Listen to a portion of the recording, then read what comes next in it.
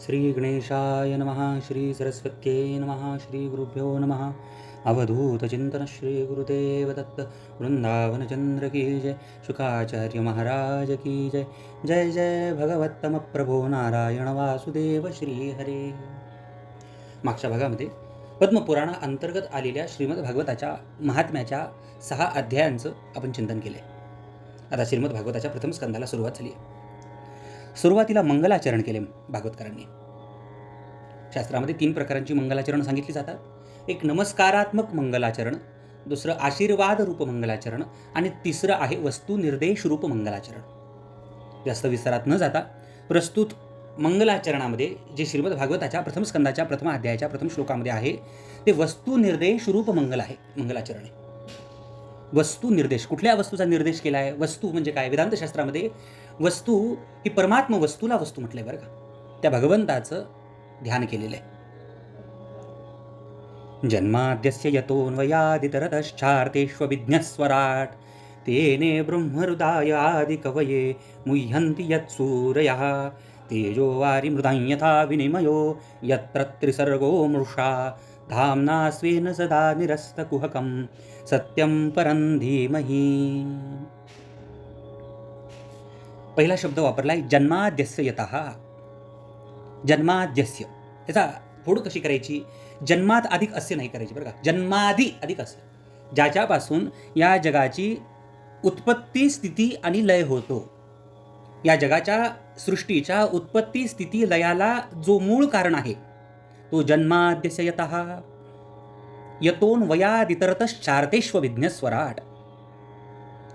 बरं, सगळ्या कार्यामध्ये अन्वयानं आणि इतरितानं भगवान परमात्माच कारण आहे.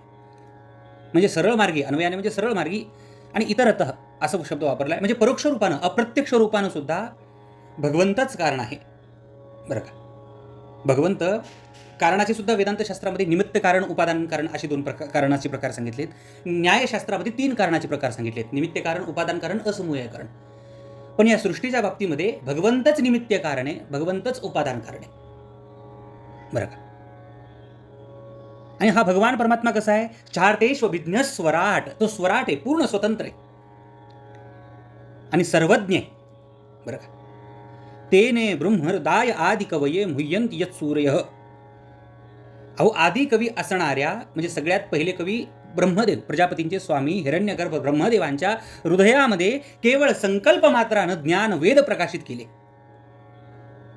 बरं का. ब्रह्महृदाय आदिकवये मुह्यन्ति यत्सूरयः. आपल्यासारख्या पंचमहाभूतांपासून प्राप्त पंचविषयांचं अधिष्ठान असणाऱ्या जीवाला एखादी गोष्ट समजावून सांगायची असेल दुसऱ्याला, ती आपल्या चित्तातून मुखावाटे बाहेर निघावी लागेल. ती गोष्ट समोरच्या व्यक्तीने कानाने त्या गोष्टीचं श्रवण करून परत चित्तात धारण करायला लागेल.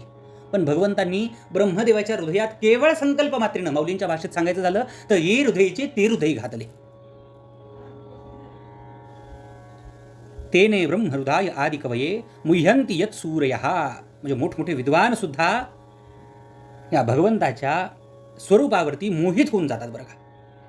तेजो वारी मृदां यथा विनिमयो यत्र त्रिसर्गो मृषा. हा त्रिगुणात्मक असणारा हा संसार, ही त्रिगुणात्मक असणारी ही सृष्टी, वास्तविक तसं पाहिलं तर हे सगळा संसार, ही सगळी सृष्टी मिथ्या आहे, पण तरी सुद्धा सत्य प्रतीत व्हायला लागते. कशामुळे?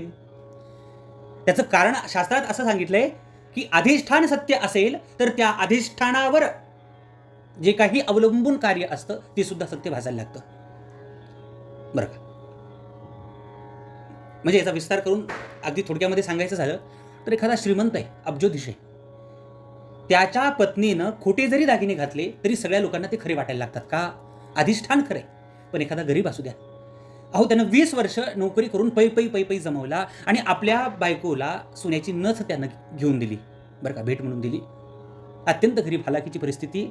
आणि त्या माता माऊलीनं ती सोन्याची नथ घातल्यानंतर सुद्धा आजूबाजूचे लोक काय म्हणतील? अहो कसलं यांच्याकडे खरं आलं हो, हे खोटं असेल.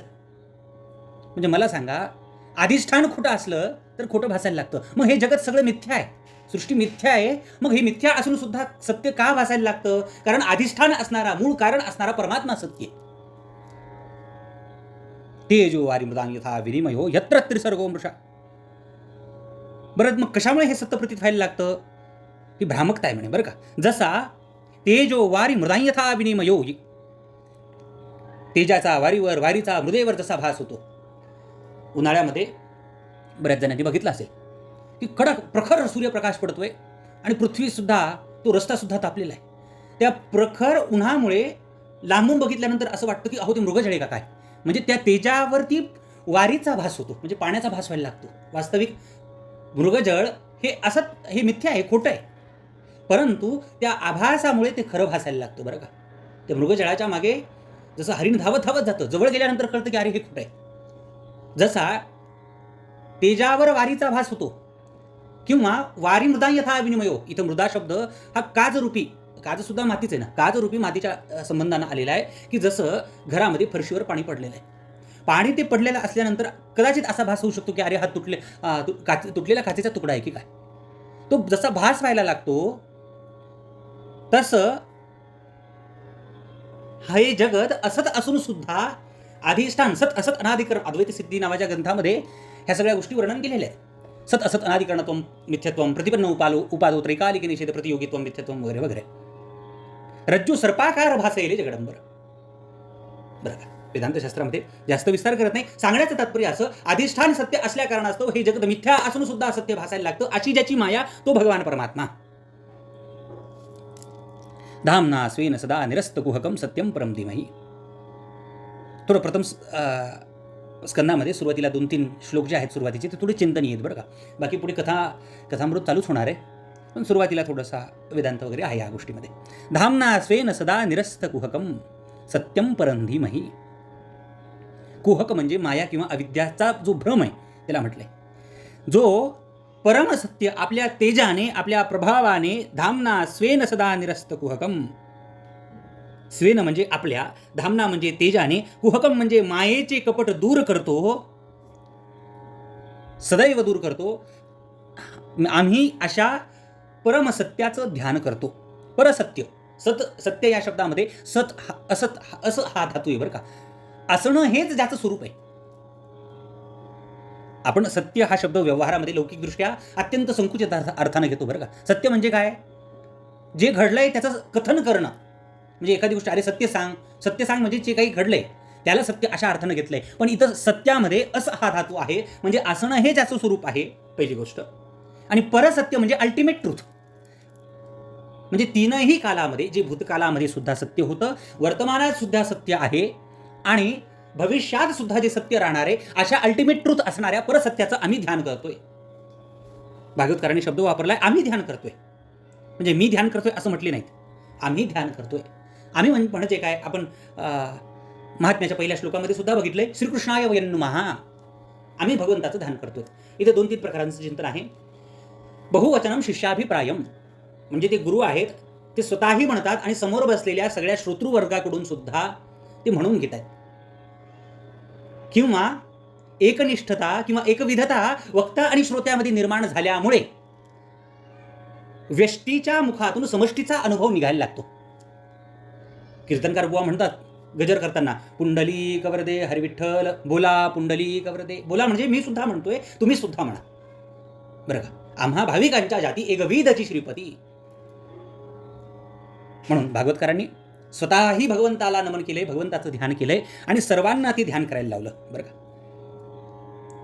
परत एकदा अर्थ सोपा करून सांगण्याचा प्रयत्न करतो. अत्यंत महत्त्वाचा श्लोक आहे. भागवतकार म्हणतायत आम्ही त्या परमसत्याचं ध्यान करतो, परमेश्वराचं ध्यान करतो, जो कसा आहे, या जगाची उत्पत्ती, स्थिती, पालन आणि विनाश यांचं मूळ कारण आहे. जो प्रत्यक्ष आणि अप्रत्यक्ष अशा दोन्ही प्रकारे कारणांमध्ये सर्वज्ञ आहे, सर्व गोष्टी जाणणारा आहे आणि जो पूर्ण स्वतंत्र आहे, स्वराट आहे. ज्याने आदिकवी म्हणजे ब्रह्मदेवांच्या हृदयामध्ये वेदांचे ज्ञान प्रकाशित केले आणि ज्यांच्या मायेने मोठमोठे विद्वानही कधीकधी मोहित होतात. ज्यांच्या अस्तित्वात हे 3 गुणांचे जग, सृष्टी बरं का, हे माया असूनही ज्याप्रमाणे अग्नी, पाणी आणि माती यांचा आभासी विनिमय एकमेकात मिसळणे सत्य वाटतो, त्याचप्रमाणे हे सत्य भासायला लागतं जग म्हणे. आणि जो आपल्या स्वतःच्या तेजाने, प्रभावाने ही माया, अज्ञानरूपी भ्रम सदैव दूर करतो, अशा भगवंताचं आम्ही ध्यान करतोय बरं का.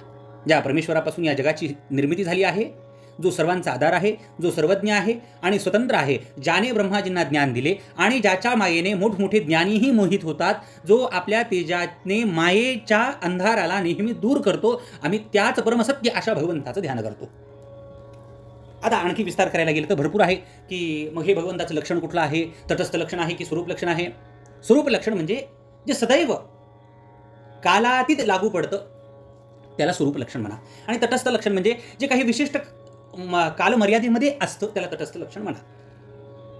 जुने कीर्तनकार उदाहरण द्यायचे की धानोरकरांचं घर कुठलं, एका पांथस्थानं प्रश्न विचारला. त्या गावाच्या कट्ट्यावर काही लोक बसली होती. त्यांनी सांगितलं, अहो तो कावळा बसलाय ना, ज्या घरावर कावळा बसलाय ना ते धानोरकरांचं घर. त्या माणसानं लगेच पांथस्थानं बघितलं, अरे अच्छा ह्या घरावर कावळा बसलाय का, त्याला कळालं धानोरकरांचं घर. पण तो निघाला, कावळा उडून गेला. आता कावळा तिथे आहे का, नाही. काही काळापुरता, काही काल मर्यादेपुरताच तो कावळा घरावरती होता. म्हणून हे कालातीत लक्षण लागू होत नाही, तटस्थ लक्षण.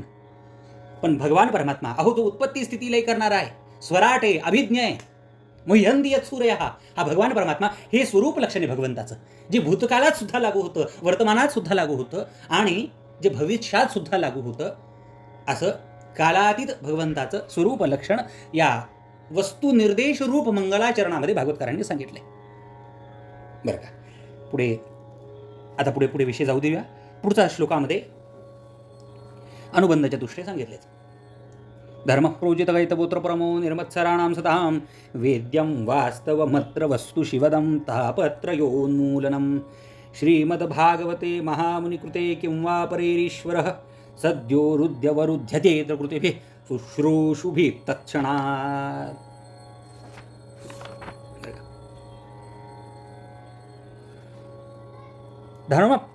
अत्र परमः धर्मः निरूप्यते.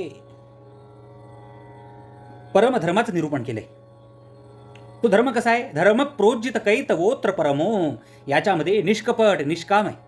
अहो लबाडी मुळा सगळं उखडून टाकलेली.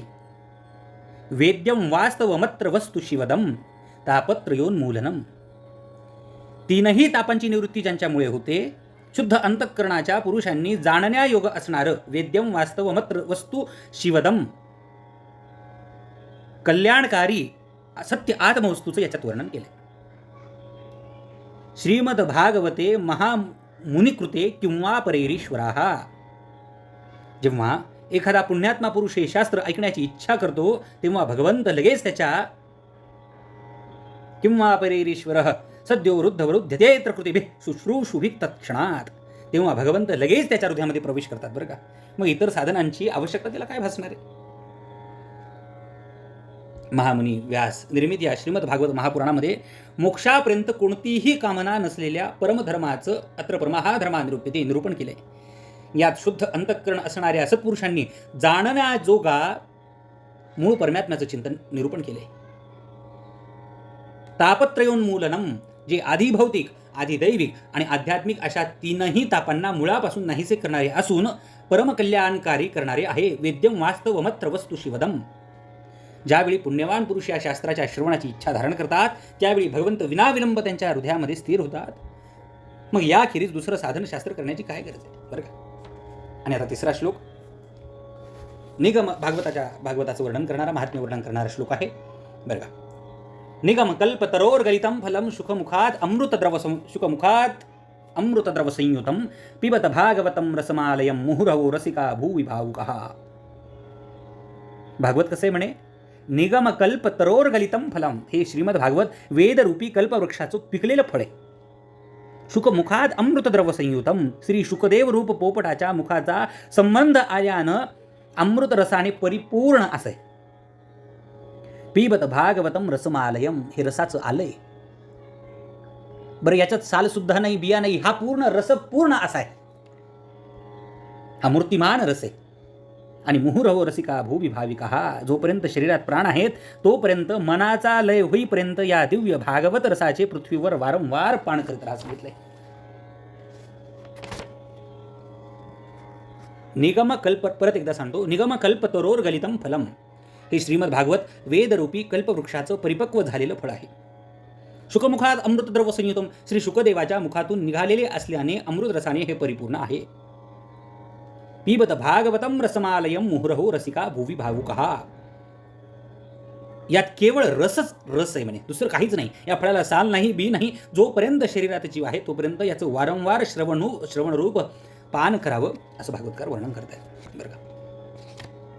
आणि पुढे आता खरा भागवत कथेला प्रारंभ झालेला आहे.